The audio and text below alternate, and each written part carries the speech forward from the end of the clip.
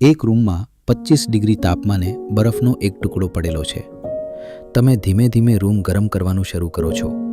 28, 29, 30, 31 degree. પરંતુ બરફમાં કોઈ જ ફેરફાર દેખાતો નથી. તમને લાગે છે કે તમારો બધો પ્રયત્ન વ્યર્થ જઈ રહ્યો છે. આ અવસ્થાને જ કહેવાય છે નિરાશાની ખીણ, જ્યાં મહેનત ચાલુ હોય છે પરંતુ પરિણામ દેખાતું નથી.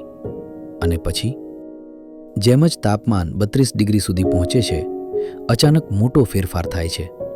બરફ ઓગળવા માંડે છે. હકીકતમાં બદલાવ 32 ડિગ્રીએ શરૂ થયો નથી. તે 27, 28 એમ દરેક ડિગ્રીએ અંદરથી ઓગળતો જ હતો. ફક્ત તે ક્ષણ સુધી તે દેખાતો નહોતો. આમ તમારું કોઈ પણ હકારાત્મક કાર્ય ક્યારેય વ્યર્થ નથી જતું.